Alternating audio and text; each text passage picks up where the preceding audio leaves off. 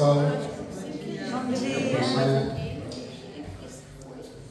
Então agora a gente vai ver uma sequência de 27 versos que conclui esse capítulo que nós estamos lendo atualmente, que é o capítulo 29, do quarto canto, intitulado Conversas entre Narada e Rei Pratibhari, e a gente vai ver os 16 primeiros versos do capítulo seguinte. Então vamos ler. Om Namo Bhagavate Vasudevaya. Om Namo Bhagavate Vasudevaya. Om Namo Bhagavate Vasudevaya. Om Namo Bhagavate Vasudevaya. Om Namo Bhagavate Vasudevaya. Om Namo Bhagavate Vasudevaya. Deve saber sempre que essa manifestação cósmica é criada, mantida e aniquilada pela vontade da Suprema Personalidade de Deus. Consequentemente, tudo dentro dessa manifestação cósmica está sob o controle do Senhor. Para serem iluminados por esse conhecimento perfeito, as pessoas devem sempre ocupar-se em serviço devocional ao Senhor. O grande sábio Maitreya prosseguiu. O devoto supremo, o grande santo Narada, explicou assim ao rei Pratibhari a posição constitucional da Suprema Personalidade de Deus e da entidade viva. Após fazer um convite ao rei, Narada Muni partiu, retornando a Siddhaloka. Na presença dos seus ministros, o santo rei Pratibhari deixou ordem para os seus filhos de que protegessem os cidadãos. Então, ele deixou lá e partiu para praticar austeridades no lugar sagrado conhecido como Kapila Ashram. Tendo praticado austeridades e penitências em Kapila Ashram, o rei Pratibhari libertou-se plenamente de todas as designações materiais. Ele se ocupou constantemente no transcendental serviço amoroso ao Senhor e alcançou uma posição espiritual qualitativamente igual à da Suprema Personalidade de Deus. Meu querido Vidura, todo aquele que ouvir essa narração a respeito da compreensão da existência espiritual da entidade viva, como foi descrita pelo grande sábio Narada, ou que a relatar a outros, libertar-se-á do conceito corpóreo de vida. Essa narração preferida pelo grande sábio Narada está repleta da fama transcendental da Suprema Personalidade de Deus. Consequentemente, essa narração, quando descrita, com certeza santifica esse mundo material. Ela purifica o coração da entidade viva e ajuda a alcançar sua identidade espiritual. Todo aquele que relatar essa narração transcendental libertar-se-á de todo o cativeiro material e não terá mais que grambular dentro desse mundo material. A alegoria do rei Puranjana, descrita aqui de acordo com a autoridade, é plena de conhecimento espiritual e ouvida parte de meu mestre espiritual. Se alguém puder entender o propósito dessa alegoria, com certeza aliviar-se-á do conceito corpóreo e entenderá com clareza a vida após a morte. Mesmo que alguém custe entender o que é a transmigração da alma, ele poderá compreendê-la plenamente estudando essa narração. Na sociedade animal também observa-se o desejo de manter o corpo, a esposa e os filhos. Os animais... esse verso aqui é um verso alternativo. Não está na sequência. Então começa o capítulo 30, intitulado As Atividades dos Prachetas. Esses versos aí são versos alternativos, porque nem todos os manuscritos do Bhagavata têm eles. Na verdade, eles são no meio do capítulo, não no final. Então, como muitos acharyas usam versões de manuscritos que têm esses versos, Prabhupada botou ele aqui no final como uma espécie de apêndice ao capítulo. Depois a gente pode comentar disso, se vocês quiserem, mas não faz parte da sequência. Capítulo 30. As atividades dos prachetas. Vidura perguntou a Maitreya: Ó Brahmana, anteriormente falaste sobre os filhos de Pratibhari e me informaste que eles satisfizeram a Suprema Personalidade de Deus cantando uma canção composta pelo Senhor Shiva. O que obtiveram eles dessa maneira? Meu querido Bahaspatya, o que obtiveram os filhos do rei Parishaki, conhecidos como os Prachetas, depois de se encontrarem com o Senhor Shiva, que é muito querido pela Suprema Personalidade de Deus, o outorgador da liberação. Com certeza eles foram transferidos ao mundo espiritual, mas a partir disso, o que obtiveram eles dentro deste mundo material, quer nesta vida, quer em outras vidas? O grande sábio Maitreya disse: os filhos do rei Pratibhari, conhecido como os Prachetas, praticaram rigorosas austeridades dentro da água do mar para cumprirem a ordem de seu pai. Cantando e repetindo os mantras dados pelo Senhor Shiva, eles foram capazes de satisfazer o Senhor Vishnu, a suprema personalidade de Deus. Ao fim de 10.000 anos de rigorosas austeridades praticadas pelos prachetas, a suprema personalidade de Deus, em recompensa por suas austeridades, apareceu ante eles sob sua forma tão prazenteira. Isso satisfez os prachetas e mitigou o esforço das suas austeridades.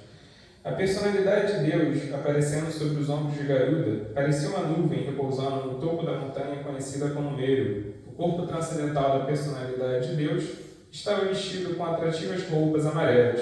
Seu pescoço, enfeitado com a joia conhecida como Kaustuba Mani, o brilho do corpo do Senhor dissipou toda a escuridão do universo.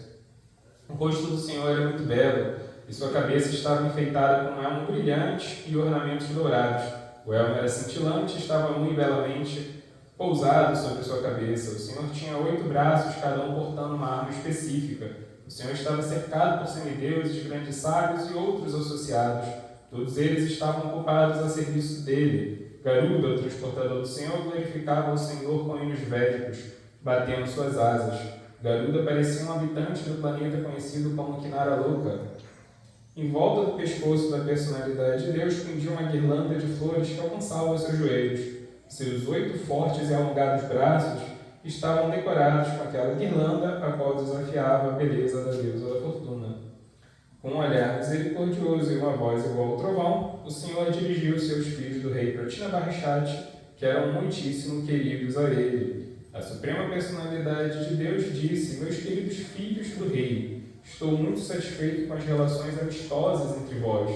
Estais todos empenhados em uma só ocupação, serviço devocional. Estou tão satisfeito com vossa amizade mútua que desejo-vos toda a boa fortuna. Agora podeis pedir-me qualquer bênção.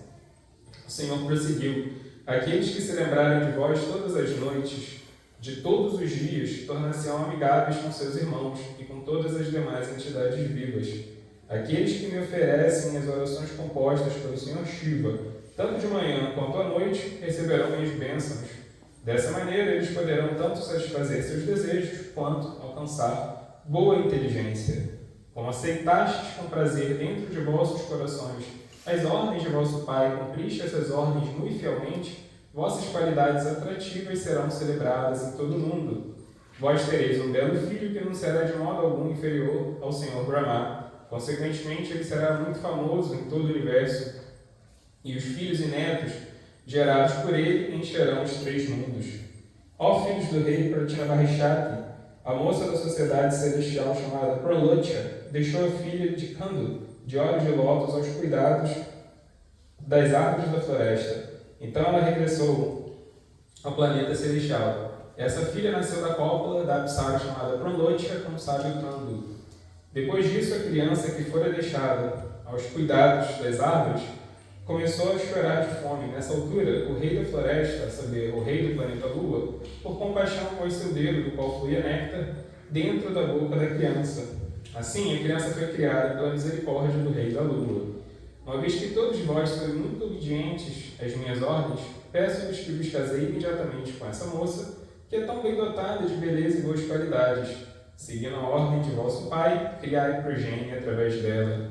Todos vós, irmãos, sois da mesma natureza, sendo devotos e filhos obedientes de vosso pai.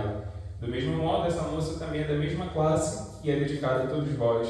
Assim, tanto a moça quanto vós, os filhos do rei Pratinabarishati, estáis na mesma plataforma, unidos em nome de um princípio comum. Então, gente, nessa sequência aí, por conta dos versos que a gente leu, a gente viu 2 narrativas bem interessantes. A gente viu a conclusão da história do rei Pratinabarishati e a gente viu uma retomada de uma narrativa que já tinha sido estabelecida anteriormente, que é a história dos prachetas, que são histórias que têm muito contraste, são histórias que parecem assim, centradas em personagens com personalidades muito distintas, mas que elas têm uma similaridade muito grande, né? Porque a história do rei Pratinabarishati é a história de uma pessoa materialista. O rei Pratinabarishati, ele era alguém que não conseguia ter nenhuma perspectiva, nenhuma expectativa na vida que fosse além daquilo que o horizonte de experiências materiais dele permitia para ele. Já os filhos dele, os prachetas, não. A esperança dos prachetas, o propósito de vida dos prachetas, já era transcendental desde o princípio. Eles eram jovens, mas mesmo sendo jovens, assim, eles já entendiam que esse mundo não podia oferecer algo, não tinha um recurso que podia saciar assim, a expectativa deles de felicidade, de eternidade. Então eles já buscavam a felicidade deles fora desse mundo. Só que eles ainda não tinham uma experiência assim, transcendental madura, né? E o que possibilita os dois se desenvolverem e chegarem ao ponto que foi falado no final do capítulo anterior, deles alcançarem um status espiritual qualitativamente igual àquele do próprio Krishna, é que nos dois casos eles se depararam com devotos. Eles tiveram assim, boa associação santa. No caso do rei Pratinabarishati, que estava assim, afundado na mentalidade materialista dele, ele encontra Narada Muni, na verdade o contrário, Narada Muni encontra ele, Narada que vai até ele, e Narada abre uma nova perspectiva de vida para ele, contando a alegoria de Purandjana, né, que a gente acabou de ouvir. Então, Narada Muni fez com que assim, Pratinabarishati tivesse que revisitar seus conceitos sobre a vida, sobre ele mesmo, qual tipo de esperança ele teria no futuro e mudar assim, a vida dele dali em diante. No caso dos Pratyetas, a gente também já viu a história deles. A história deles é que, enquanto eles estavam tentando buscar por liberação e tudo mais, eles estavam já assim, bem motivados, eles estavam com a motivação correta, mas eles ainda não sabiam o que eles deveriam fazer. Mas um devoto veio até eles, e de novo um devoto deu a solução para eles, no caso foi Shiva. Então Shiva deu a instrução sobre que tipo de meditação eles deveriam fazer, eles seguiram a instrução de Shiva, e também tiveram um final feliz, como foi falado aqui, que depois deles muito meditarem em conjunto, Krishna ficou tão agradado deles, Vishnu, né, que Vishnu aparece na sua forma majestosa, com 8 braços diante deles, meio que coroando assim, de êxito, né, toda a dedicação, toda a austeridade que eles tiveram nessa meditação que Shiva tinha prescrito para eles. E aí Vishnu não vem só dar um joinha, assim, que beleza, vocês fizeram o que vocês tinham que fazer. Ele também vem, além de animar eles, além de informar eles de que eles estavam no caminho correto, Vishnu vem passar para eles uma missão bem específica, né? Pede para eles darem continuidade ao reinado do pai dele, porque o pai deles tinha abandonado o reino agora, tinha praticado e tinha ido praticar renúncia, como Narada Muni tinha pedido para ele, né? Então eles precisavam dar prosseguimento ao reino, né? E aí Vishnu até fala que não só eles iam cumprir essa missão, como depois eles iam ter um filho que ia ser muito célebre, né? Que é Vishruta. Vishruta ele fala que vai ser um filho grandioso, né? E os netos e bisnetos deles também seriam. Então, assim, o ponto central das duas histórias, o ponto arquimediano assim, que move as duas histórias, é que a gente tem a história de um materialista e a história de um grupo de transcendentalistas que, apesar de terem motivações diversas, para eles alcançarem sucesso espiritual, eles precisaram da companhia de um devoto, eles precisaram que um devoto alargasse o horizonte existencial deles, e esse é um ponto central dentro do Vaishnavismo. Esse é um ponto central dentro da consciência de Krishna, né? Você pode começar a desenvolver uma fé em Krishna, né? Shraddha, o termo técnico em sânscrito, mas para essa fé se tornar algo prático, substancial, ela precisa ser maturada dentro de uma vida espiritual coletiva. A gente precisa de satsanga. Satsanga é o próximo estágio, que vai permitir com que a nossa fé se desenvolva em bhajana kriya. Bhajana kriya significa, né, você tornar a sua adoração algo prático. Né? Então a gente tem um mestre muito importante na nossa tradição, que é Vishwanath Chakravarti, que ele explicou isso. Né? A consciência de Krishna começa com fé, mas depois você precisa da associação com os devotos para essa fé de fato desabrochar em algo real, algo sólido, algo, né, com substância. Então, Prabhupada, por exemplo, falava que vida espiritual sem associação dos devotos é um tipo de fantasmagoria, um tipo de ilusão, é algo assim, né, que não tem realidade. Né? E aí a gente vai ver assim que o Bhagavatam ele é tão exigente nesse ponto de mostrar que a devoção ela só se desenvolve dentro de um contexto de associação, que a gente vai ver o papel do devoto sendo glorificado muitas vezes ao longo de todo o Bhagavatam, né? Então, por exemplo, no quinto canto do Bhagavatam, que é o próximo que a gente vai ver nos próximos retirões, a gente vai ver a história de Vrishabhadeva, um avatar importante de Krishna. Ele está reunido assim, com os seus 100 filhos, dando instruções para eles, e ele vai falar que nesse universo a gente tem uma hierarquia de criaturas. Então ele fala que os seres humanos são mais avançados que os animais e que os vegetais, porque tem consciência, né? Aí vai falar que os seres sutis são mais avançados do que os seres humanos porque eles conseguem se locomover com liberdade por esse mundo. Aí vai falar que os semideuses são mais avançados que esses seres sutis porque eles regem os aspectos cósmicos da criação. Aí vai falar que entre todos os semideuses, Indra é o rei deles, né? Aí ele vai falar que Brahma, né, que os sábios, na verdade, né, os saptaristas, os 7 grandes sábios, eles são mais avançados do que os semideuses, porque eles estão, assim, não estão tão enredados com o plano material. Aí vai falando, vai escrevendo, fala que Brahma está além dos sábios, porque ele é o Arikaba, o sábio original. Vai falar sobre Shiva, né, que está além de Brahma, porque ele fala que Brahma cria esse mundo, mas Shiva destrói. E ele fala que além de Shiva está Vishnu, né? Então, ele fala que Vishnu mantém esse mundo, Shiva só pode destruir quando Vishnu não está mais mantendo. E aí os filhos dele perguntam, e tem algo além, de Vishnu? Tem alguém além de Vishnu? E aí ele fala, tem, o Vaishnava, porque o Vaishnava tem o poder de dar Vishnu para quem ele quiser. Né? Ele fala, Vishnu não é independente.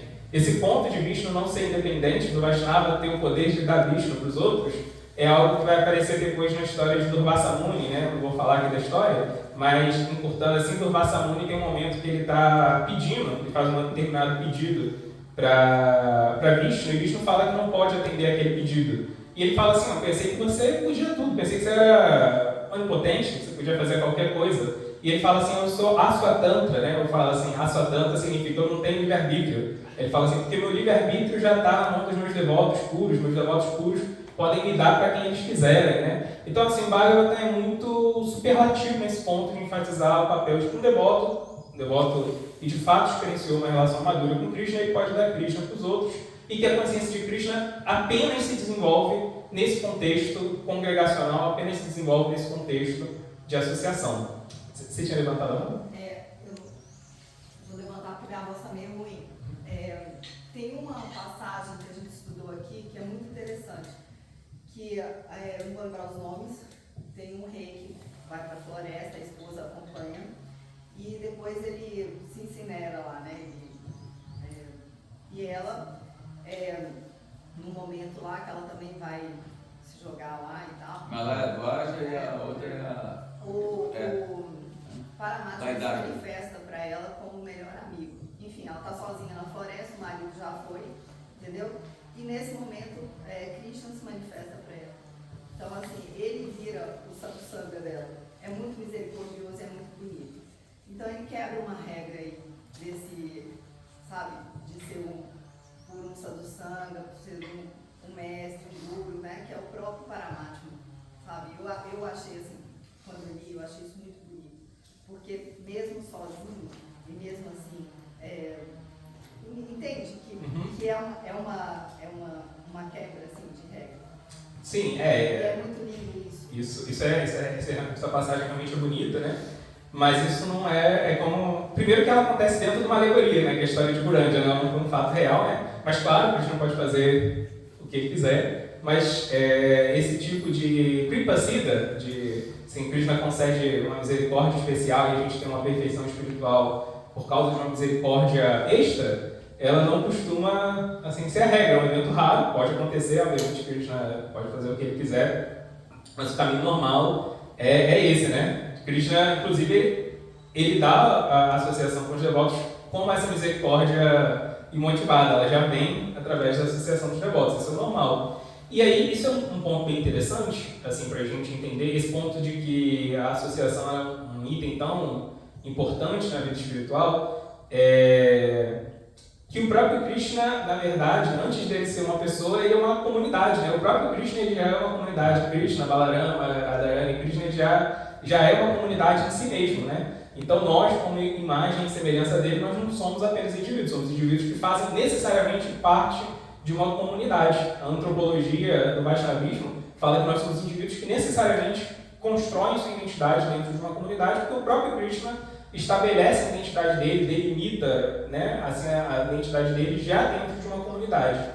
E a gente vive num período histórico onde, assim, o individualismo tem regido, por princípio, a vida social, a vida psicológica, né? Uma coisa bem interessante, que a gente sabe, né, que o Bhagavatam possui as soluções todas para a nossa vida, mas é importante a gente também conhecer o problema, não só a solução, para a gente poder aplicar a solução do jeito correto. Eu não sei se vocês já tiveram essa experiência de ir no médico tomar uma vacina, ou ver alguém fazendo isso, e o enfermeiro, o médico não conseguem achar a veia. Aí ele está com a solução ali na mão. Precisa, né, dar a vacina, o que ele vai dar, soro, mas ele não consegue achar a veia, então tem que ficar procurando, né? Então, às vezes, a gente tem que fazer essa espécie de exegese cultural, ler o momento cultural que a gente está vivendo, interpretar como nós somos afetados pela realidade social, cultural que a gente está vivendo, para aplicar de forma adequada, de forma consistente, as soluções atemporais, né, que o Bhagavatam está fornecendo para a gente. Então, a gente vive nesse período que se convencionou chamar de pós-modernidade, que é um período histórico muito único, porque a gente vê que na pré-modernidade, né, alguns séculos atrás, o que constituía o núcleo da vida social, da cultura, pelo menos no Ocidente, eram as tradições, eram as instituições, e normalmente as pessoas construíam a identidade dela como alguém filiado a uma determinada instituição, que podia ser a monarquia, que era a igreja, e você tinha sua forma de ver o mundo, sua cosmovisão, diretamente herdada daquela tradição no qual você era formado, né? Não tinha muito espaço para manobra. Depois, diga, Bruno. Não, existe uma coisa importante do ser humano, é um ser social, né? Sim. Ele é tido como um ser social, né? E essa noção de pertencimento é muito importante para um ser humano, pertencer a algo, né? Raramente ele se realiza individual, assim, sozinho, né? Para a saúde. Agora, essa história que ela contou é alegórica também, né? Isso, ela não ocorreu de fato. É uma alegoria da alma, da super-alma, dando orientação para a alma individual. Exato. E aí a gente vê assim, que existe uma quebra de paradigma, existe uma ruptura de paradigma da transição desse período da pré-modernidade para o período histórico que se convencionou chamar de modernidade. Na modernidade, tem vários fatores que a gente vai falar agora aqui, mas fatores políticos, econômicos, culturais, levaram a um deslocamento desse eixo da vida, né, que era sentado nas tradições, para a razão. E a celebração assim, da autonomia da dignidade humana, né? Então, no período da modernidade, a gente vai ver, né, os grandes intelectuais do período, né, Pico Mandela, todos esses intelectuais da época, Adam Smith, nas mais diferentes esferas da vida, eles vão celebrar esse deslocamento da tradição para a razão. Você tem autonomia para investigar as coisas através da razão. A razão ela é o juiz do que está correto, do que é errado, do quais são as melhores escolhas que você pode fazer. Então a gente vê que cria-se uma individualidade maior nesse período, mas a individualidade ela ainda tinha uma espécie de argamassa que mantinha os seres reunidos, que era a razão. A razão fazia com que, se você fizesse uma investigação racional do mundo, você deveria chegar a conclusões similares. Então, assim, as pessoas elas podiam ir por caminhos diferentes, mas a ideia é que, se elas fossem racionais o suficiente, elas chegariam no mesmo lugar. Então, a ideia do progresso estava marcada por esse motor da racionalidade, né? Só que, e a gente vê, né, assim, que tem uma mudança cultural muito grande com isso. Mas chegando no século XX, e agora no século XXI de forma ainda mais proeminente, a gente vê uma outra mudança cultural, porque as pessoas, de certa forma, se sentiram traídas pela razão, né? Primeiro, porque a razão provocou grande desenvolvimento tecnológico, a nossa vida se tornou centrada na tecnologia, especialmente a partir do século XIX, mas essa mesma tecnologia que prometia um progresso assim, ilimitado, trouxe bomba atômica, trouxe campos de concentração. Então, assim, as duas guerras mundiais, principalmente a Segunda Guerra, trouxe uma espécie de grande assim, balde de água fria nessa grande esperança do progresso nacional. Então, as pessoas começaram a se questionar sobre a possibilidade de realmente, através da razão, construir o patamar de felicidade que eu tanto aspiro. E o outro foi a grande crise epistemológica. As pessoas começaram a entender que existem diferentes formas de você ser racional. E que nós não conseguimos, através da própria razão, descobrir qual é a melhor forma de ser racional. Então, como que eu vou, através da razão, chegar ao consenso absoluto do que eu devo fazer com a minha vida, ou como eu devo interpretar a realidade? Então, existiu esse grande desânimo em relação à razão, e já que eu não tenho mais a tradição como centro da minha vida, já que eu não tenho mais a razão, sobrou um vácuo. Então, a conclusão que se chegou na pós-modernidade, de uma forma geral, é que não existe objetivamente um norte para a nossa vida. Não existe algo que dê sentido para a nossa vida, e já que não existe algo que dê sentido para a nossa vida, cada um está livre para pelo menos tentar inventar esse sentido do jeito que conseguir. Né? Um dos grandes intelectuais do século passado, Albert Camus, ele tem um livro muito famoso chamado Mito de Sísifo. No Mito de Sísifo, Sísifo, não sei se vocês conhecem, um herói grego, né, que ele rola uma pedra, que é uma maldição, que ele rola uma pedra até o topo da montanha. Quando chega lá, o que acontece é que a pedra cai e ele tem que voltar e subir, rolar a pedra para o topo da montanha. Por toda a eternidade ele tem que ficar repetindo esse processo tedioso, assim, que não tem o menor sentido. E o que o Camus fala? Ele fala que a vida é igual à maldição de Sísifo. A gente vive num mundo amaldiçoado, não existe sentido para o mundo. Mas a gente tem que imaginar Sísifo feliz. Porque já que Sísifo vai ter que viver esse processo de qualquer forma, pelo menos que ele invente alguma coisa supérflua na cabeça dele, mas que dê sentido para aquela vida sem sentido que ele leva. Então ele fala assim, é isso, o mundo é isso, o mundo é um lugar vazio, é um lugar oco, esse mundo é totalmente indiferente ao nosso sofrimento, não tem sentido, mas você pode criar o seu sentido e cada um é livre para criar o sentido da forma que lhe aprover, e muitos pensadores pós-modernos pensam da mesma forma. Então a gente vive um período, né, que se convencionou chamar de a cultura do self. A gente vive centrado no nosso próprio self, no nosso próprio eu, na forma como a gente entende a realidade, na forma como a qual a gente quer criar a nossa identidade, e a gente tem que respeitar o self uns dos outros e vamos estruturar a vida dessa forma, já porque a vida ela é oca de sentido. Não tem sentido na vida, né?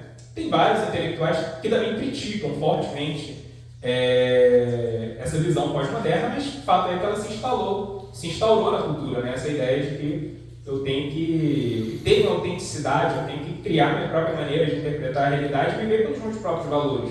Isso é ser autêntico. Eu não posso deixar a tradição ou a razão impor para mim o que eu tenho que fazer. Né? Então, muitos intelectuais já demonstraram grande preocupação com isso. Charles Taylor, um dos maiores filósofos da nossa época, né? Mark Lilla, que é um historiador das ideias, um grande historiador norte-americano, ele é um historiador das ideias. E ele vai falar que, por exemplo, se a gente vive pautado no eu, se a gente vive essa cultura pautada no eu, qual é o maior valor moral para a nossa cultura? Tem que ser a empatia, né? Porque a empatia significa que, poxa, eu respeito tanto o outro, o eu do outro, o eu que o outro está criando para ele, que eu sinto o sofrimento do outro e eu quero respeitar o outro. Ele fala que a empatia é importante, mas ele vai falar que a empatia, quando ela se torna o centro da nossa vida moral, ela se torna um problema seríssimo, porque a empatia, como um dos atributos morais que a gente tem, é algo valioso. Quando ela vira o centro da nossa vida moral, ela se torna uma espécie de empecilho para que a gente tenha discernimento. Né? E fala, imagina um médico tendo empatia. O médico recebe alguém para operar, que a pessoa acabou de ter um atropelamento, aí ele fica, né, sofrendo igual a mãe daquela pessoa está sofrendo. Ele não vai ter seriedade, ele não vai ter sobriedade para conseguir fazer a operação. Ele não pode sentir identificação com o sofrimento daquela pessoa. Um juiz pode sentir empatia pelo réu? Não pode, porque ele tem que ser frio para poder discernir. Então ele fala, a gente vive uma cultura que perdeu o discernimento, porque a gente vive uma cultura de empatia, porque a gente botou o self como o norte da nossa existência. Né? E isso é tão forte, né, que isso tem impacto, inclusive, na vida espiritual. Se a gente vê, por exemplo, os dois últimos registros do IBGE, a gente vai ver que a maior parte, o maior crescimento em termos de autodeclaração religiosa é dos chamados, assim, pelo IBGE, dos desigrejados. São pessoas que têm uma fé, não são pessoas que não são não praticantes, que elas têm uma fé e não praticam, não, elas praticam. Só que elas não querem se filiar a um grupo de pessoas que praticam a mesma fé, simplesmente porque elas entendem que essa experiência de filiação, de pertença, pode trazer algum tipo de decepção para ela. Pode significar que ela vai ter que aceitar coisas que não são agradáveis para o eu dela, para o self dela. E isso é uma violação que ela não pode aceitar. Então ela compartilha a fé, mas ela não quer compartilhar a vida. E isso tem sido, assim, o principal motor de desenvolvimento cultural do mundo onde a gente está vivendo. Mas pelo que a gente vê aqui no Bhagavata, esse tipo de cosmovisão, esse tipo de visão de mundo, é, assim, diametralmente oposto ao tipo de postura que a gente tem que ter diante da vida e do mundo e diante de Krishna, se a gente quer ter um desenvolvimento espiritual real. Então, assim, basicamente a nossa forma de agir no mundo, de estar no mundo, passa por 3 parâmetros. A forma com a qual a gente entende o mundo, a forma com a qual a gente age no mundo e a forma com a qual a gente sente o mundo. Né? E uma coisa bem interessante é que o Vaishnavismo ele vai entregar para a gente 3 bússolas para guiar a gente nesses 3 caminhos. O Vaishnavismo ele tem uma ortodoxia. Né? O que significa ortodoxia? Doxos é conhecimento, né? Então existe uma ortodoxia, né? Existe assim um jeito correto de você adquirir conhecimento, né? Orto é correto. Existe uma ortopraxia, ou seja, existe um jeito prático de você lidar com a realidade. E existe uma ortopatia, existe um jeito de você modelar os seus sentimentos, a sua relação com você mesmo, com Krishna e com o mundo, que já é dado pela própria revelação que Krishna faz, né? Então, o primeiro ponto é a ortodoxia, o conhecimento correto, que a gente chama, tecnicamente em sânscrito, de Siddhanta, a conclusão do conhecimento, que é algo que não pode ser alcançado pelo nosso próprio esforço individual. Né? Pelo nosso próprio esforço individual, a gente consegue desenvolver conhecimento racional, conhecimento empírico, a gente consegue ver como as coisas fazem sentido, mas a gente não consegue entender qual é esse sentido que as coisas têm. A gente não consegue inferir a coisa mais importante, que é o sentido da vida, né? Então, a gente consegue descobrir coisas muito importantes, né, com o nosso próprio esforço epistemológico, nosso próprio esforço para adquirir conhecimento. Mas a coisa mais importante, a coisa realmente importante, que é qual o sentido da vida, a gente não consegue. Por isso que os pós-modernos chegaram à conclusão de que a vida não tem sentido, porque pelo nosso próprio esforço, né, esse sentido ele fica velado para a gente. Por isso que o Vaishnavismo, a consciência de Krishna, começa com Shabda, com a revelação divina entrando na nossa vida. Krishna vem desse mundo e Krishna outorga para esse mundo a sua própria perspectiva da realidade. Ele dá, né, para a gente lentes pelas quais a gente pode ver o mundo e a realidade da mesma forma que ele entende. Né? Então, a sucessão discipular, aqueles que têm a responsabilidade de levar adiante o legado de Krishna, vão transmitindo para a gente esse Siddhanta. Então, a vida espiritual começa quando a gente recebe dos devotos esse conhecimento espiritual, essa compreensão da realidade, né, que é a mesma compreensão da realidade que o próprio Krishna tem. Só que, de novo, esse Siddhanta não é só um conhecimento teórico. Você pode muito bem, através, né, de um estudo teológico, antropológico, filosófico, você pode entender os conceitos centrais da consciência de Krishna, mas você só vai entender eles na superfície. Se esses conceitos não forem entendidos dentro de um ambiente de sadhusanga, não forem entendidos dentro do ambiente da sucessão discipular, eles na verdade vão ser só uma caricatura, vão ser só uma sombra do verdadeiro Siddhanta, né? Então, a única coisa que você vai desenvolver com isso é talvez ter algum tipo de conhecimento cultural, na melhor das hipóteses. Na pior das hipóteses, você vai se tornar alguém vaidoso, porque ganhou algum tipo de conhecimento que nem é o conhecimento real. Você entender como funciona a psicologia da misericórdia é diferente de você entender o que é misericórdia de fato, porque você foi obrigado a praticar a misericórdia. Você entender a psicologia da tolerância é diferente de você se tornar tolerante. Então, não dá para entender o Siddhanta apenas numa dimensão intelectual, ainda que a dimensão intelectual seja de, né, importância vital. Ela é necessária, mas ela não é suficiente. Por isso que a consciência de Krishna é um conhecimento encarnado. Ela tem que ter uma realidade onde ela vai encarnar. E aí entra o segundo passo da consciência de Krishna, que é a ortopraxia. Como você vai praticar esse conhecimento de forma correta. Existe um jeito de praticar de forma correta. Né? Então existe um sadhana, existe uma disciplina espiritual no qual você se submete. E de novo, esse sadhana, essa série de práticas espirituais, só fazem sentido num contexto relacional. Né? Fora desse contexto relacional, essas práticas elas se esvaem de significado. Tanto que o que vai causar bhajana kriya, o que vai fazer com que o nosso serviço se torne algo prático, é justamente sadhusanga. Sem sadhusanga, a gente só vai estar fazendo uma espécie de mímica do serviço devocional. Você pode estar adorando a deidade, mas você não vai estar adorando da forma correta, com o espírito, com, né, a compreensão correta, se você não está fazendo isso na associação dos devotos e por aí vai. Então, assim, sadhana, o serviço devocional prático só existe em sadhusanga. Para um desigrejado não é possível ter esse tipo de experiência real da consciência de Krishna. Outra forma de ortopraxia, ou seja, outra forma da gente praticar o conhecimento espiritual de forma correta, é o que é chamado de varnashra. Né? Varnashra é quando a gente vai usar a nossa própria identidade nesse mundo a partir do Siddhanta, a partir daquela revelação espiritual. Então, se a gente vê essa sequência de versos que foi dito ali, Pratyeka Mahārishī, quando ele está se despedindo do reino, ele fala o seguinte: estou indo embora, eu vou me tornar um renunciado, e que meus filhos venham, assumam meu trono e que eles protejam os cidadãos. Né? E aí o termo que ele usa ali para proteção é Abhirati. E Prabhupada comenta no seu significado que a Virata, sentido de proteger ali, ele fala que proteger ali significa treinar os cidadãos em Varnashram Dharma, como eles poderiam assim, viver esse mundo a partir de uma perspectiva consciente de Krishna, né?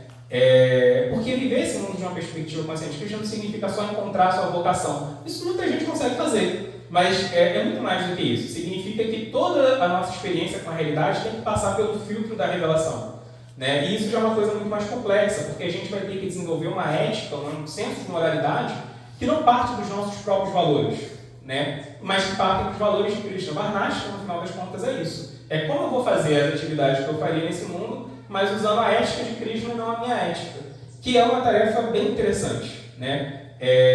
Tem um filósofo holandês, muito bom no século passado, chamado Herman Doivert.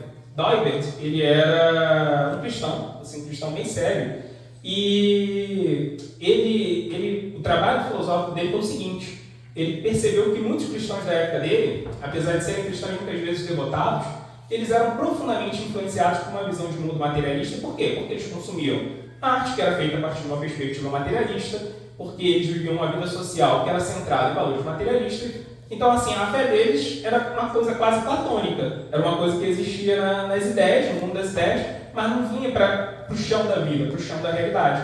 Por quê? Porque todas as coisas que a gente faz, sempre existe uma filosofia pelo qual a gente faz essas coisas. Então, quando alguém faz arte, por exemplo, a pessoa tem um propósito pelo qual ela está fazendo aquela arte. Então, assim, a arte é mais do que a estética da arte. A arte existe um valor que está sendo transmitido ali, um tipo de questionamento que está sendo transmitido ali. Então, como que um cristão deveria fazer arte? Como que um cristão deveria consumir arte? Ele falou, pouca gente está parando para fazer essa pergunta. Ou como um cristão deveria fazer ciência? O jeito de você fazer ciência é sempre o mesmo, tem um método científico. Mas toda ciência existe uma ética científica por trás da ciência. E a ética é metafísica, a ética é dissociada do método científico. Então, cada grupo tem a sua própria ideologia metafísica. E por isso cada grupo faz ciência de um jeito diferente, ainda que o método seja o mesmo. Então, como um cristão deveria fazer ciência? E por aí vai. E o Herman Doivert, ele dedicou a carreira dele, dentro de filosofia, foi um dos grandes filósofos do século passado, a fazer isso que ele chama de filosofia reformacional, que é repensar cada instância da vida sobre a perspectiva da revelação. Assim, ele deixou numerosos livros que são bem valiosos. Para mim, assim, acho que ele chegou mais perto de entender realmente o que significa Varnashram numa perspectiva filosófica. Eu acho que é esse tipo de esforço que a gente deveria fazer. O que seria uma filosofia Vaishnava da arte, uma filosofia Vaishnava da economia, uma filosofia Vaishnava do corpo, como eu lido com o corpo de uma forma Vaishnava, por aí vai. Então a gente tem esse Varnashram, e Krishna deixou os critérios práticos para a gente estabelecer esse tipo de coisa através do seu Siddhanta. Porque, no final da conta, a gente é influenciado profundamente pelos estímulos que a gente consome nesse mundo. E a gente tem que consumir esses estímulos como Vaishnava. A gente tem que gerar estímulos como Vaishnava. É bem interessante, tem um grande historiador da arte britânico chamado John Ruskin, do período vitoriano, né? O Ruskin, ele cresceu numa família de protestantes. E o protestantismo, ele tem uma tradição que, quando o protestantismo rompeu com o catolicismo ele tem uma estética muito forte, né? Tem música sacra, né? Tem aquela arquitetura barroca, tem uma estética muito forte, uma liturgia muito forte. Então, o protestantismo, quando ele rompe com o catolicismo para criar uma identidade própria, ele cria uma identidade que é basicamente racional. Tá? Aí a gente muitas vezes está acostumado com o evangelicalismo norte-americano, que chegou aqui e que é meio sentimental, mas o protestantismo histórico é muito diferente, ele é muito racional. E aí eles se distanciam dessa tradição estética. E aí o que o John Ruskin faz? O John Ruskin é um historiador da arte. Quanto mais ele estuda arte, ele vê que a vida dele era vazia, a vida espiritual dele era uma coisa vazia. Por quê? Porque não tinha uma estética que nutria ele. E ele abandonou a fé dele protestante, se tornou um agnóstico, porque ele viu que a fé dele, no final das contas, era uma coisa que tangia só o aspecto racional da existência dele, mas não comovia ele, não ordenava os afetos dele. E para isso a vida dele era uma vida vazia. Ele percebeu o quão vazia a vida dele era. Então tem um filósofo atual, James K. Smith, um dos principais filósofos da religião atualmente, que ele é protestante e ele lançou, na época da pandemia, uma trilogia de livros muito bom, chamada Trilogia do Reino, que ele explica, através de argumentos filosóficos e teológicos, que os protestantes deveriam voltar a gerar formas devocionais de alimentar os seus sentidos, tanto no paladar, quanto na audição, quanto no desejo de consumir uma estética artística. E, assim, isso é um ponto central da nossa teologia, né? Rishkena, Rishikesha, Sevanam, Bhakti, Lutyate, né? Que é o verso famosíssimo do Narada Pancharátrika, que é citado no Madhya Lila do Chaitanya Charitamrita, que a gente serve, né, usa os sentidos para servir o Senhor dos sentidos, né? Então essa é a nossa ortopraxia. A gente segue uma disciplina espiritual, a gente tem que consumir, né, estímulos espirituais com os nossos sentidos e, de novo, isso só acontece dentro de um ambiente de associação. E por fim a gente chega na ortopatia. A gente tem que ter um sentimento correto. Não adianta você ter uma compreensão correta do mundo e não adianta você ter um proceder moral correto se a forma com a qual você ordena os seus sentimentos é errada. Você pode fazer tudo isso, né, em ter uma compreensão teológica avançada, ter um comportamento moral externo impecável, mas você pode ter o coração cheio de malícia, ou pelo menos o coração seco, estéril, né, sem nenhum tipo de experiência de graça, experiência de doçura na relação com Cristo. Isso também não é desejável, né? Inclusive tem um teólogo do século passado, Francis Schaeffer, que ele falou uma coisa muito interessante. Ele falou que não tem coisa mais terrível nesse mundo do que um bom teólogo sem o sentimento correto, né? Porque realmente você pode usar a teologia para justificar qualquer barbárie. E o Francis Schaeffer, ele era um teólogo da época da Segunda Guerra Mundial, então ele viu assim, religião, espiritualidade ser usado para justificar qualquer tipo de genocídio, qualquer coisa terrível. Então a gente tem que ter o sentimento correto, a gente precisa ter a ortopatia. E de novo, a gente vai ver que a consciência de Krishna ela vai dar para a gente um caminho muito bem delineado, um caminho, assim, um método pelo qual a gente pode criar uma emoção espiritual saudável com Krishna. Para isso a gente tem, por exemplo, o Néctar da Devoção, Bhakti Rasamrita Sindhu. Ele é o manual de como a gente vai criar uma relação com Krishna e, consequentemente, como a gente vai construir a nossa Swarupa, a nossa identidade espiritual. Não é essa a grande ânsia do tempo que a gente vive, que cada um tem a sua autenticidade, cria a sua identidade. Pois bem, Bhakti Rasamrita Sindhu vai ensinar a gente a fazer isso, mas de uma perspectiva espiritual. Então lá, Rupa Goswami, ele vai falar que, primeira coisa, a gente tem que se alimentar de vibhavas, né? A gente tem que ter uma bhava, a gente tem que ter um sentimento espiritual. Então, para isso, a gente precisa de vibhavas. O que são vibhavas? São estímulos pelos quais a gente vai alimentar essa bhava, esse sentimento correto com Krishna, né? Então, ele vai falar que esses vibhavas são vários, né? Ele fala que tem 2 grupos de vibhavas principais. O primeiro são as alambanas. Os alambanas são os principais estímulos para a consciência de Krishna. Ele fala que são 2. Primeiro, Vishaya. Vishaya é aquele que dá o sentimento correto, que é Krishna. Então ele vai falar que a gente tem que meditar em Krishna das mais diferentes formas, meditar no corpo de Krishna, nos gunas, nas características, nos atributos, né, pessoais de Krishna.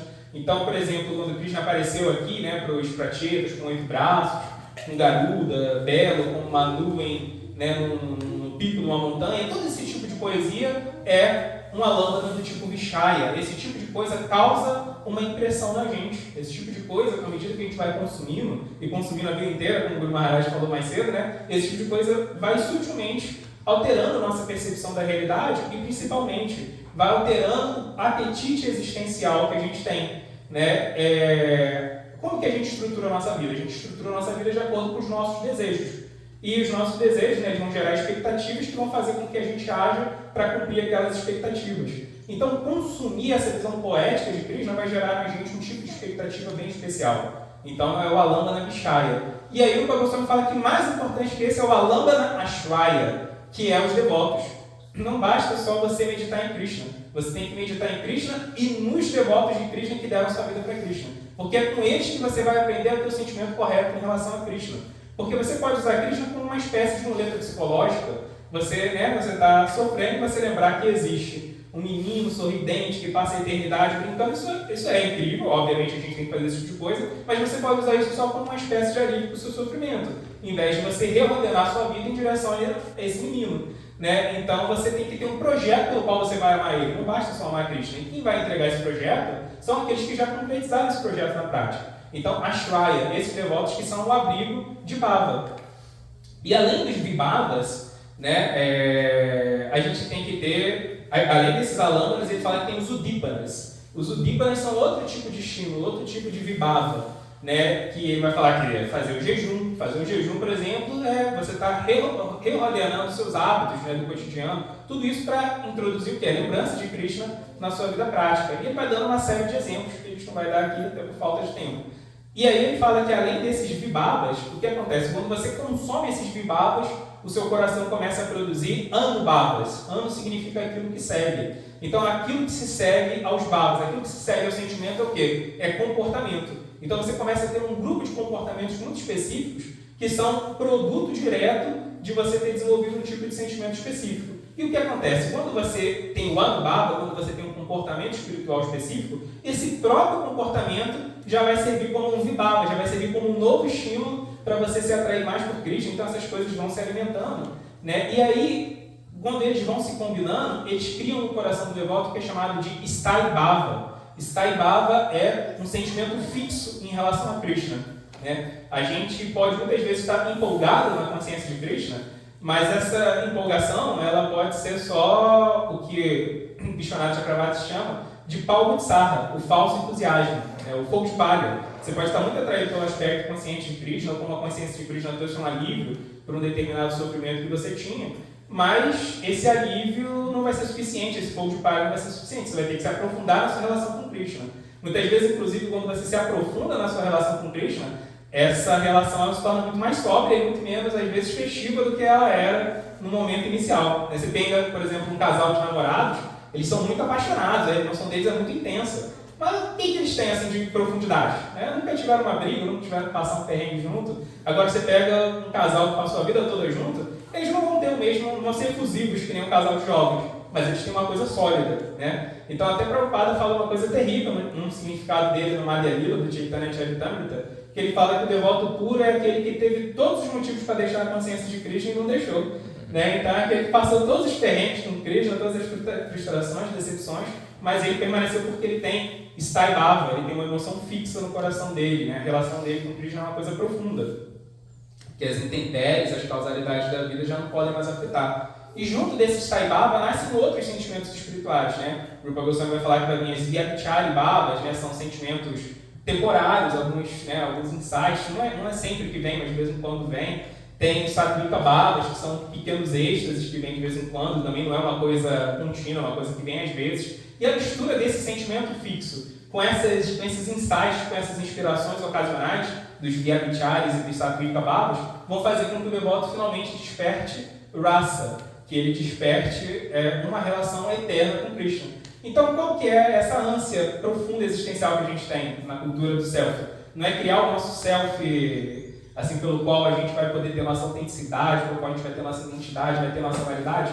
O que a consciência de Krishna traz é um caminho, né, de ortodoxia, de conhecimento correto, de ortopraxia, de prática, de vivência correta e, por fim, de ortopatia, de criação dessa identidade, dos afetos, dos sentimentos que vão ordenar essa identidade, tudo isso pela perspectiva que o próprio Krishna traz através da sua revelação. E é muito interessante que no Bhakti Rasamrita Sindhu, o Rupa Goswami ele não fala só de rasa, só de como você construir essa rasa, essa relação eterna com Krishna, como ele fala de rasa bhasya. Como não fazer, como isso pode dar, a mistura de sentimentos pode ser inadequada, então assim, é uma coisa bem completa.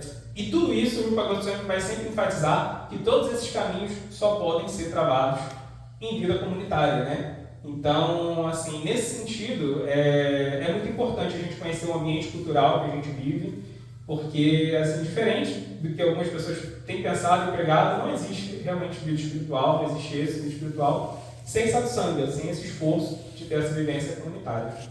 Pessoal, é isso. Desculpa, eu falei demais, então só tem 1 minuto e 15 segundos. Então, se alguém quiser fazer algum comentário, dá para ir um pouco mais, né? Não precisa ficar com uma pegada no tempo. Posso fazer um belo dia? Nesse final, você estava falando dos bhavas, né, das emoções, aquilo que nos ajuda a nos fixar, né? Só que a gente vê muitas vezes, pelo menos a nossa experiência aqui nos projetos, e também com outros líderes de outros projetos que nós falamos, muitas pessoas vêm e elas começam a se fixar e aos poucos elas se vão, parece que falta desenvolver alguma coisa. Como identificar qual desses bhavas, como identificar o que eu preciso desenvolver para não largar o processo, para não deixar o processo para depois, para não perder a intensidade, ou não perder a velocidade. Como identificar isso? Então, eu acho que pode ser uma série de motivos, mas acho que, no geral, é porque a gente não pegou o pacote completo da consciência de Krishna. Então, às vezes a pessoa tem um sentimento, mas não tem a compreensão. Então, acho que esses três caminhos, é o Siddhanta, o Sadhana e é esse desenvolvimento de bhava, né? Então, às vezes, a pessoa tem muitos sentimentos, mas não teve a compreensão correta. E eu acho que, às vezes, falta esse framework, às vezes, falta essa estrutura pelo qual a gente consiga fazer com que as pessoas nos diferentes fases, estágios de desenvolvimento pessoal delas, ou com as diferentes necessidades, elas possam viver um projeto de consciência de Krishna, que é o que o Varnashram Prabhupada falava, né? Então, o Prabhupada falou que ele deixou 50% já concluído, que era trazer o Bhagavad, era trazer o Cantar dos Santos Nomes, era trazer os Bhakti-yangas, né? Os itens centrais de Bhakti, que era o Satsanga, né? A adoração à deidade, o Dhamma sagrado, o Bhagavatam e os Santos Nomes. Mas ele deixou pra gente de legado os outros 50%, que é o Varnashram, né? E, assim, eu acho que a gente ainda tem uma compreensão meio imatura e caricata, artificial do que é o Varnashram, né? Eu acho que o Varnashram significa esse repensar de toda a vida, todos os itens que compõem a vida social, a partir da perspectiva consciente de Krishna. Então é muito trabalho ainda para a gente entender esses pontos de maturidade, implementar, porque aí entra a parte da ortopraxia, né? Muitas vezes a gente só consegue entender como praticar a consciência de Krishna num ambiente litúrgico, mas como praticar a consciência de Krishna nos outros ambientes. Mas o fato é que essa cultura do self criou uma cultura de grande sentimentalismo, né? A gente vive um período assim, já que o self é a coisa mais importante, né? E a razão foi deixada um pouco de lado, e a moral foi deixada um pouco de lado, e o self adquiriu proeminência na vida cultural, então a coisa do sentimento é muito forte e a gente acaba sendo afetado um pouco por esse legado, né? Eu lembro que, por exemplo, quando eu fazia faculdade, eu entrei na faculdade em 2006, então foi um pouco depois do atentado às Torres Gêmeas, foi em 2001. O atentado às Torres Gêmeas foi assim que ele meio que serviu como estopim para o crescimento do que é chamado de o ateísmo 2.0, né, o novo ateísmo, neo-ateísmo, que foi no começo dos anos 2000, talvez alguns de vocês lembrem. Richard Dawkins publicou Deus no Delírio, livro famoso, né, tinha Christopher Hitchens, vários críticos culturais, Daniel Dennett, Sam Harris, todos esses grandes pensadores criaram uma crítica ateísta assim, forte na época, e o ambiente cultural ficou muito saturado disso. E quando eu entrei na faculdade, todo mundo queria debater teologia por causa disso, né? Então, os dois lados, assim, eu lembro que durante todo o meu período na graduação, todo mundo estava engajado em algum tipo de debate teológico. Tinha grupos ateístas na universidade, tinha grupos de intelectual cristão, tinha o tempo todo esse tipo de debate, o pessoal racionalmente querendo chegar a uma conclusão. Aí tá, em 2010 eu terminei a faculdade e virei Brahmacharya. Em 2017 eu voltei para a faculdade, tinha casado, voltei para a faculdade para fazer mestrado e tal. Quando eu voltei, uma coisa bem interessante que aconteceu é que eu já fui assim, cheio de argumento, que eu pensei, vou chegar lá e o pessoal vai querer saber o que eu fiquei fazendo esses anos, como a igreja não queria argumento, mas ninguém estava nem aí. Pessoal, que legal que você foi lá viver seu sonho, assim, e que bom, e ninguém queria um argumento racional porque eu tinha feito aquilo. Era só assim, é isso aí mesmo, cada um tem seu sonho, tem seu projeto, tem que viver. Então, assim, eu fiquei assim, meio até um pouco frustrado.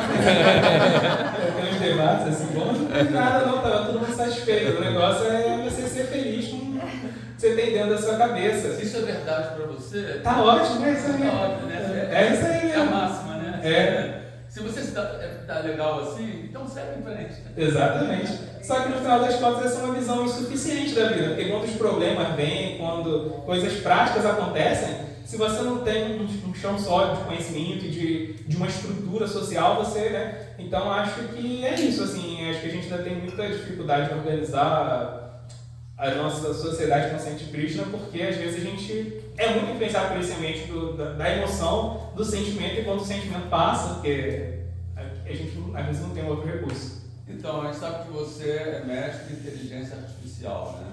Então eu queria saber com você, o que a inteligência artificial pode ajudar alguém dentro da consciência de Krishna? Ou seja, não só a nível social, talvez, organização social, mas a nível até pessoal. Se tem uma forma de inteligência artificial dar assim, algum tipo de auxílio para um devoto. Sempre tem, né? Porque ele já vai explicar a Bhagavad Gita, capítulo 14, 17, que tem uns modos de natureza em todos os itens do material, né? Então, tem você escreve lá alguma coisinha, aí a inteligência artificial resolve isso?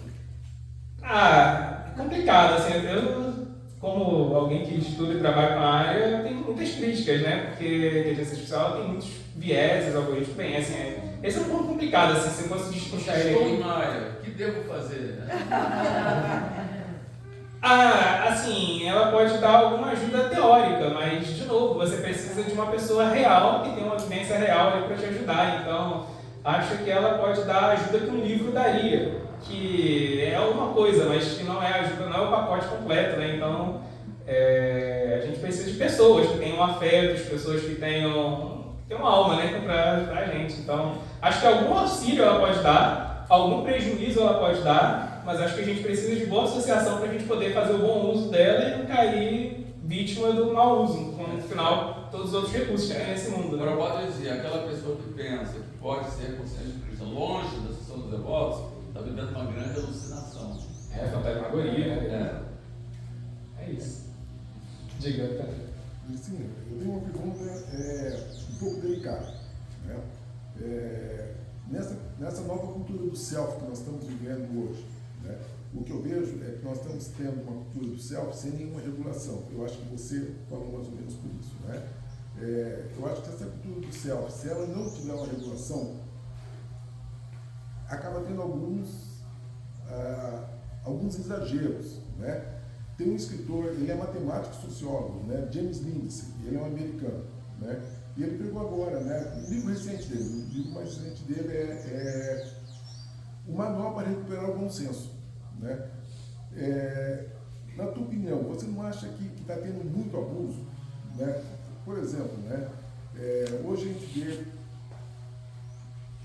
por incrível que pareça, né? Vê criança de 8, 10 anos já começando a tomar hormônios para fazer uma nova identificação sexual. Né? Não sou contra, não sou preconceituoso, nenhum tipo de preconceito, mas eu acho que uma pessoa que tem informação ainda psicológica, né? Eu acho um abuso você começar com uma criança de 10 anos que pensa alguma coisa. Pô, eu fui adolescente. Né? Eu acho que todos nós passamos por nossa fase de adolescência, todos nós passamos por nossa fase de mesmo questionamentos, que depois ela se firma de uma forma ou de outra. Né? Então, na tua opinião, você não acha que está tendo um abuso, né, por não ter uma regulação que nos dá um encaminhamento um pouco mais de bom senso, como James Lindsay fala no seu livro? Então, não só eu acho, como muitos dos próprios pensadores pós-modernos que ajudaram a orquestrar essa mudança cultural, essa revolução afetiva, né, como ela às vezes é chamada, ou cosmovisão do céu, começaram a perceber esses abusos. Né? Então, por exemplo, a própria Judith Butler, que é considerada uma grande pensadora, né, da pós-modernidade, recentemente ela está nessa onda assim, de volta que deu ruim. Assim, ela está percebendo que tem muitos abusos, né, justamente por falta de uma dialética. Você só consegue construir uma cultura madura e uma estrutura social madura se existir exposição ao contraditório, se existir debate, se existir opinião contrária. Essa que é a importância também de você ter, né, assim, uma vida social, que alguém pode corrigir, alguém pode contestar, existe equilíbrio, né? E na cultura do self, não, se alguém discorda de você, tudo bem, como o Paraná falou, é a verdade dele ou a minha. Então não existe dialética. Se não existe dialética, não tem como você encontrar falhas na tese de alguém, não tem como você denunciar o erro de alguém, né? Não existe integridade intelectual. Campo moral, né? Exatamente. Como para você matar alguém, se essa for a sua realidade. Não chega tanto, mas na prática. Se for pensar desse jeito. Essa é a conclusão natural, né? Então, assim, por exemplo, Richard Rorty, um grande filósofo que morreu recentemente, também era pós-moderno, basicamente ele falou isso, ele falou que a moralidade é uma coisa sem realidade, sem substância. Ele era um pensador pós-moderno e ele falou, a realidade é uma ficção, a moralidade é uma ficção que a gente criou para a gente poder se distrair enquanto a gente vive nesse mundo. Essa é a conclusão, né? Então, é um pensamento muito perigoso, mas muita gente tem já começado a levantar questionamentos em relação a isso, né? Porque as consequências sociais práticas estão sendo tanto quanto desastrosas, né? Então, mas de novo, assim, acho que tem um erro que a gente pode cair aí, porque a gente realmente vê que o ambiente liberal contemporâneo levou a esse tipo de cultura. E a gente vê que tem consequências desastrosas. E a gente pode chegar à conclusão que a solução para isso seria uma reação conservadora. Mas, a perspectiva da consciência de Krishna, a reação conservadora ia ser só trocar um tipo de materialismo por outro. Então, acho que a gente tem que ser equilibrado nisso, porque tudo é idolatria nesse mundo. Você botar a razão acima de tudo era a idolatria da modernidade. Você botar a tradição acima de tudo era a idolatria da pré-modernidade, que é uma idolatria conservadora. Você botar o selfie, os afetos acima de tudo, é a idolatria do mundo contemporâneo, é a idolatria pós-moderna, mas é tudo idolatria. Então a gente vê que a vida centrada em consciência de Krishna, ela é bem equilibrada. Por quê? Porque nela é Krishna que dá a razão, é Krishna que dá a moral, é Krishna que dá os afetos. E ele é o centro. Essas coisas, quando elas vêm como dádiva de Krishna, elas são perfeitas. Quando elas vêm ocupar o lugar de Krishna, elas se tornam demônios. Então a moralidade ocupando o lugar de Krishna, ela vai se tornar um moralismo devastador, que também é terrível, né? Então a gente tem que tomar cuidado, porque realmente a cultura liberal contemporânea do selfie é um problema, mas o antídoto para ela não é um outro tipo de materialismo que seja diametralmente oposto. É botar Krishna no centro e receber de Krishna o afeto, receber de Krishna o conhecimento e receber de Krishna, né, a moral. Tem que muita gente ainda está seguindo muita tradição, né? Assim, eu vejo assim pela minha família, que a pessoa às vezes até sabe que não, por exemplo, que não deve se comer carne, né? A minha família entende isso, teoricamente, mas segue uma tradição de comer carne. Tipo assim, eu como carne, minha avó comia carne, meu bisavô comia carne, e a gente come carne, e acabou. Tudo bem, eu entendo que deve comer carne, mas é uma tradição. Teve uma escola de pensadores conservadores cristãos no século XIX, nos Estados Unidos, quando começaram os movimentos abolicionistas, que eles falavam, tudo bem, a gente entende que acabar com a escravidão é uma coisa boa, mas o problema é que isso vai ferir a tradição. Aí você começa acabando com a escravidão e depois você acaba matando seu pai e tá tudo bem. Então, assim, existe esse tipo de doença, assim, também conservadora, que é tipo... Muita gente ainda está nessa, não é que todo mundo está desse jeito, assim, coisa liberal, né? Grande parte da população está na tradição. Também de um jeito errado, né? Diga. Então, assim, eu recentemente ouvi, né, uns podcasts do Val Noah a respeito desse livro novo que ele lançou de inteligência artificial. E eu achei assim, o que mais pegou não, mas meio que caiu a ficha, assim, né? Porque ele está dizendo que nós somos pessoas, nós somos seres feitos de matéria orgânica. E que a inteligência artificial, ela é inorgânica. E que isso é uma diferença brutal, né? Porque assim, nós como corpos orgânicos, nós necessitamos de descanso, de alimentação, de sentimentos e coisas que a inteligência artificial definitivamente não precisa. Ela pode funcionar 24 horas por dia, 365 dias por ano, e que isso vai fazer realmente uma revolução que ele disse que pode ser, como você mesmo disse, tem muitas coisas boas, mas muitas coisas ruins, e vai depender muito como é que ela vai ser manejada, assim. Você que está mais dentro disso, você consegue ver assim, um viés mais para um lado, para o outro, porque ele fala assim, em questão do trabalho, né? Que o trabalho vai ter que estar se reinventando muito rápido, e que o ser humano, ele já tem que se adaptar, já houve uma adaptação muito grande agora, mas que talvez ele não seja capaz de uma velocidade tão rápida como vai ser a partir de agora a criação, destruição de postos de trabalho e novos empregos, para absorver tudo isso, né? Talvez a mente humana não vá dar conta disso. Então, tem um filósofo até cristão, chamado Albert Borgman, foi o primeiro filósofo da tecnologia, assim. Já tinham outros pensadores que tinham pensado sobre tecnologia, mas ele foi o fundador desse campo, da filosofia da tecnologia, depois da Segunda Guerra Mundial, né? E aí o Albert Borgman, ele criou um conceito chamado paradigma do dispositivo. Porque normalmente as pessoas falavam assim, que a tecnologia ela é uma extensão da moralidade de quem usa tecnologia. Então, uma pessoa boa vai fazer um bom uso da tecnologia, uma pessoa ruim vai fazer um uso ruim. E o Borgman falou isso é ingenuidade. Por quê? Porque a tecnologia é como se ela tivesse quase uma vida própria. Você usa ela com uma finalidade, só que ela tem um efeito colateral que ninguém planejou. Então ele fala, por exemplo, a gente criou formas de manipular luz elétrica porque a gente queria fazer um determinado tipo de coisa com isso. Mas o que aconteceu? O uso de eletricidade nas nossas casas fez com que as pessoas meio que causassem rupturas na comunidade, porque o fato de você ter luz elétrica significa que você não precisa seguir o ritmo da natureza. Você pode trabalhar no horário que você quiser, você pode descansar no horário que você quiser, e você pode ficar mais independente dos seus vizinhos, você pode criar sua própria rotina independente da comunidade. Ninguém esperava que isso ia causar uma mudança cultural tão grande. Na verdade, as pessoas demoraram décadas para perceber que a eletricidade presente nas nossas casas, que por um lado é muito bom, causou uma fratura irreparável na vida social, na vida comunitária. Então, assim, a inteligência artificial ela tem esse problema do paradigma do dispositivo elevado à enésima potência. Ela tem uma vida própria. Por quê? Porque a gente tem uma hermenêutica, a gente tem uma forma da gente entender e interpretar a realidade.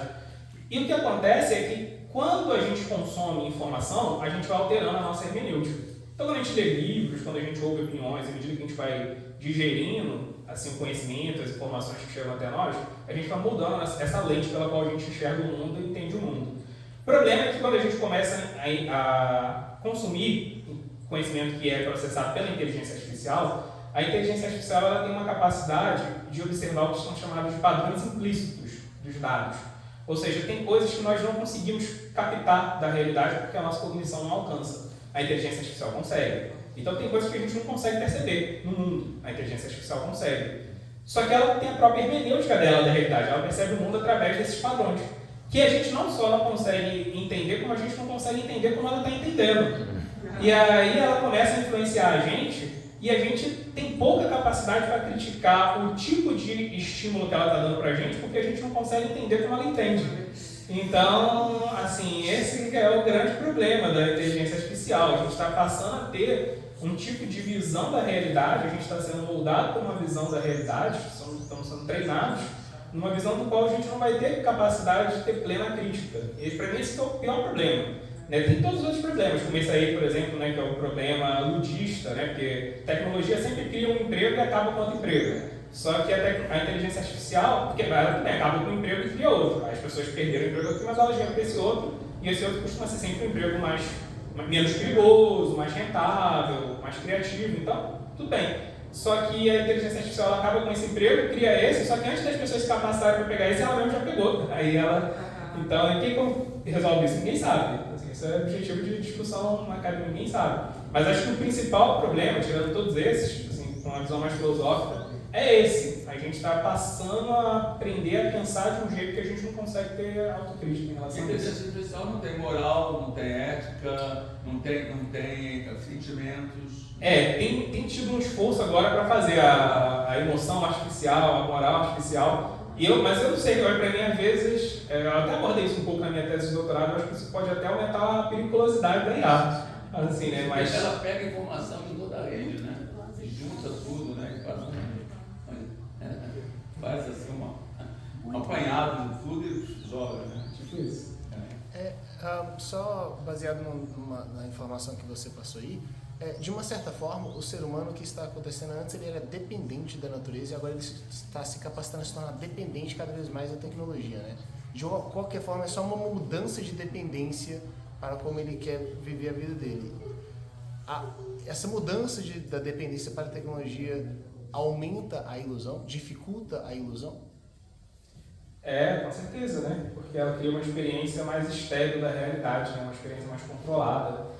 Então, por exemplo, aqueles versos que o Maharaj Krishnacharya leu de manhã falavam do viadinho que estava lá comendo o negócio e estava distraído que tinha um caçador chegando por trás, tinha uma onça, então ele estava todo feliz ali com a flor e estava distraído, né?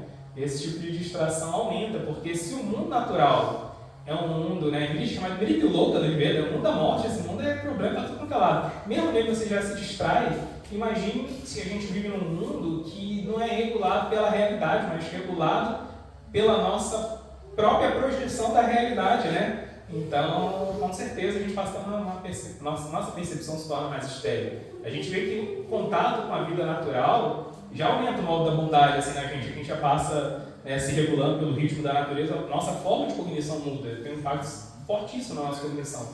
Então, uma vida com mais camadas, assim, digamos, artificiais, mais camadas antropocênicas, assim, mais camadas criadas pelo ser humano, né, entre a gente e a realidade, com certeza a nossa tem um caso lá no Japão, mas tem outros casos assim, né?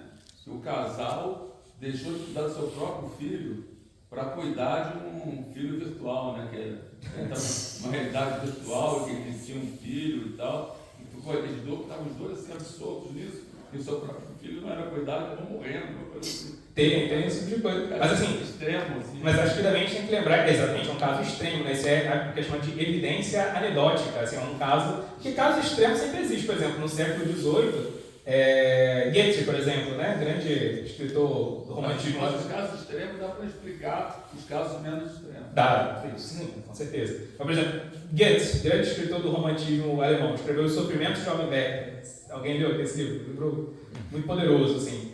É o livro do rapaz que fica apaixonado por uma mulher, mas ele não tem como ficar junto com ela e no final ele se suicida. Mas o livro é assim, fortíssimo, né?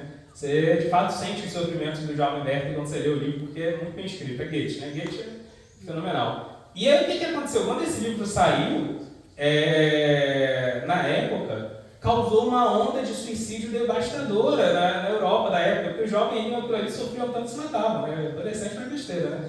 Então, assim, na época, o pessoal começou a falar, a gente tem que fazer o jovem parar de ler, porque leitura é um negócio muito perigoso. Imagina, que hoje no século XXI, alguém falar para você assim, que a gente tem que fazer o jovem parar de ler. Então, assim, a gente também tem que tomar cuidado, porque, assim, existe esse tipo de coisa, né? Então, obviamente, o perigo estava na imaturidade que eles tinham para lidar com o mundo, porque eles não tinham uma base sólida para lidar com a realidade. De novo, o perigo da tecnologia é que a gente não tem uma base tangível de maturidade, de experiência, de orientação, de cognição para lidar com a realidade. E é isso que a consciência de Krishna está oferecendo para a gente, o pacote completo. Como você entender o mundo, como você agir no mundo, como você ordenar seus afetos. Né? Por isso que a consciência de Krishna é uma dádiva tão grande, por isso que Prabhupada é uma dádiva tão grande, ter trazido esse pacote completo de forma tão fiel para a gente. E vamos parar aqui agora para não atrasar a programação. Todas as glórias estão Prabhupada.